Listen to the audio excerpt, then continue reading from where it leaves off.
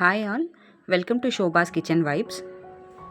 இன்றைக்கி நம்ம ஹோட்டல் ஸ்டைலில் சாம்பார் சாதம் தான் எப்படி செய்கிறதுன்னு பார்க்க போகிறோம். இந்த மாதிரி ஒரு முறை செஞ்சு பாருங்கள். ரொம்ப நேரம் ஆனால் கூட கட்டி ஆகாமல் நல்லா தளர இருக்கும். ஸோ வாங்க, வித்தவுட் எனி டிலே வீடியோக்குள்ளே போகலாம்.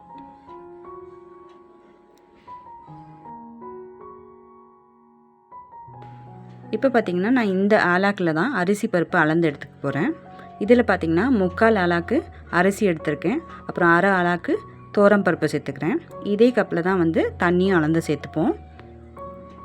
ஸோ ஃபஸ்ட்டு அரிசி பருப்பு ரெண்டையும் நல்லா வாஷ் பண்ணி எடுத்துக்கலாம். இப்போ குக்கரில் சேர்த்து 3 கப், அதாவது அரிசி பருப்பு எடுத்த அதே கிளாஸில் 3 கப் தண்ணி சேர்த்துருக்கேன். 1 டீஸ்பூன் மஞ்சத்தூள், 1 டீஸ்பூன் உப்பு, அப்புறம் கொஞ்சமாக காயம் சேர்த்து ஒரு 5 விசில் கிட்ட நல்லா கொலையை வேக வச்சு எடுத்துக்கலாம்.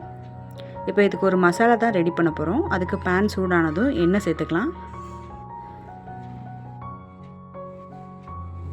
இதுக்கு 2 டீஸ்பூன் தனியா, 1 டீஸ்பூன் மிளகு,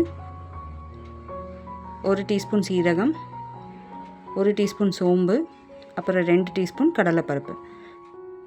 இதை நல்லா ஃப்ரை பண்ணிக்கலாம். இது பாதி வறுபட்டதும் ஒரு 3 காஞ்ச மிளகாய் சேர்த்துக்கலாம். இதையும் இதோடு சேர்த்து நல்லா ஃப்ரை பண்ணிக்கலாம். இப்போ இதில் 2 டேபிள் ஸ்பூன் தேங்காய் சேர்த்துருக்கேன். இதையும் சேர்த்து நல்லா வறுத்துக்கோங்க. இப்போ இது நல்லா ஆறுனதுக்கப்புறமா மிக்சர் ஜாரில் சேர்த்துக்கலாம். இது ஒரு கோர்ஸ் பேஸ்ட்டாக அரைச்சி எடுத்துக்கலாம்.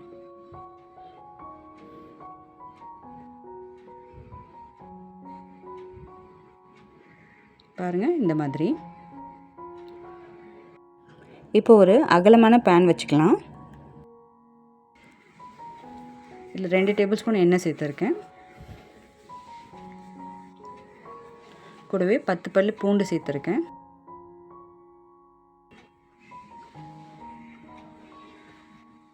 அப்புறம் 10லேருந்து 12 சின்ன வெங்காயத்தை 2 கட் பண்ணி வச்சுருக்கேன். அதையும் சேர்த்துக்கிறேன்.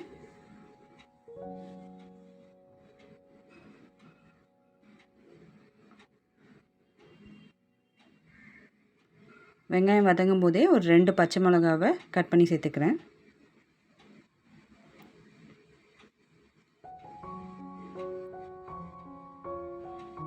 இந்த மாதிரி டிரான்ஸ்பரண்ட்டாக வந்ததுக்கப்புறமா 1 டீஸ்பூன் மஞ்சத்தூள் சேர்த்துக்கலாம்.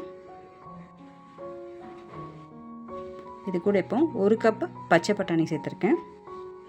அப்புறம் ஒரு மீடியம் சைஸ் கேரட் சேர்த்துருக்கேன். இதையும் நல்லா வதக்கிக்கோங்க. இது கூட உங்களுக்கு விருப்பமான என்ன காய்கறி வேணால் சேர்த்துக்கலாம். அதாவது கத்திரிக்காய், முருங்கைக்காய், இந்த மாதிரி. இது கூட நான் ஒரு அரை உருளைக்கிழங்கு சேர்த்துருக்கேன். இதையும் சேர்த்து நல்லா வதக்கிக்கோங்க. அண்ட் 2 தக்காளியை நல்லா ஸ்மாஷ் பண்ணி வச்சுருக்கேன். அதையும் சேர்த்துக்கிறேன். இப்போ காய்கறிக்கு தேவையான உப்பு கொஞ்சம் சேர்த்துருக்கேன். நல்லா வதக்கிக்கோங்க. இப்போ நம்ம அரைச்சி வச்சுருக்க அந்த மசாலா சேர்த்துக்கலாம். அது ஒரு 3 டேபிள் ஸ்பூன் மசாலா பவுடர் சேர்த்துருக்கேன். மசாலா சேர்த்துட்டு எண்ணெயில் 2 வாட்டி நல்லா வதக்கிக்கலாம்.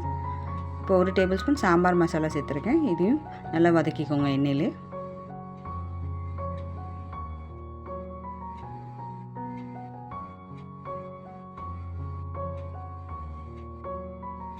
இப்போ நம்ம தண்ணி சேர்த்துக்கலாம். ஒரு 2 கப்பு தண்ணி சேர்த்துருக்கேன் காய்கறி வேகிறதுக்கு. உப்பு செக் பண்ணிவிட்டு உப்பு சேர்த்துக்கோங்க. இதை இப்போ மூடி வச்சு ஒரு 10 நிமிஷம் நல்லா கொதிக்க விட போகிறோம்.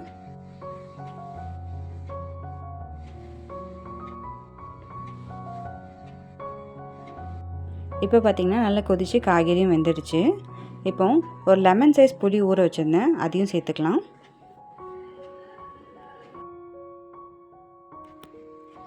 இப்போ மறுபடியும் ஒரு 5 நிமிஷம் வேகட்டும். புளியோட பச்சை வாசனைலாம் போனதுக்கப்புறமா நம்ம அரிசி பருப்பு வேக வச்சுருக்கோம் இல்லையா குக்கரில், அதை சேர்த்துக்கலாம்.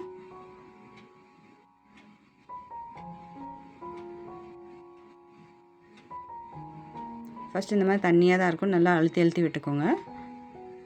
இப்போ மூடி வச்சு ஒரு 5 நிமிஷம் கழிச்சு எடுத்து பார்த்திங்கன்னா தண்ணியெல்லாம் நல்லா வற்றி அரிசி பருப்பு காய்கறி எல்லாமே ஒன்றா சேர்ந்து வந்திருக்கும். ஸோ அவ்வளோதான். கொத்தமல்லி தழை சேர்த்துக்கலாம்.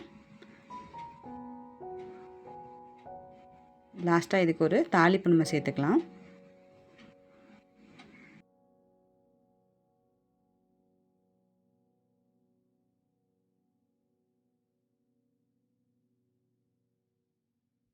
ஸோ இதுக்கு ஒரு தாளிப்பு சேர்த்துக்கலாம். லாஸ்ட்டாக தாளித்து ஊற்றும் போது இன்னுமே நல்லா வாசனையாக இருக்கும். ஸோ 1 டேபிள் ஸ்பூன் எண்ணெய் சேர்த்துக்கிறேன். 2 டேபிள் ஸ்பூன் நெய் சேர்த்துருக்கேன். எண்ணெய் சூடானதும் 1 டீஸ்பூன் கடுகு சேர்த்துக்கலாம். இப்போ ஒரு 1/4 டீஸ்பூன் வெந்தயம் சேர்த்துக்கலாம். 2 காஞ்ச மிளகா உடைச்சி சேர்த்துருக்கேன். இப்போ இந்த தாளிப்பு சாதத்தில் சேர்த்துக்கலாம்.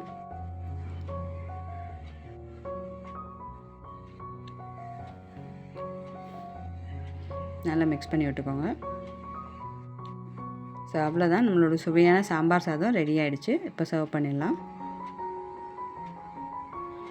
ஸோ இந்த வீடியோ உங்களுக்கு பிடிச்சிருந்துச்சின்னா லைக் பண்ணுங்கள், ஷேர் பண்ணுங்கள். மறக்காமல் ஷோபாஸ் கிச்சன் வைப்ஸ் சேனலை சப்ஸ்கிரைப் பண்ணிக்கோங்க. Thank you so much.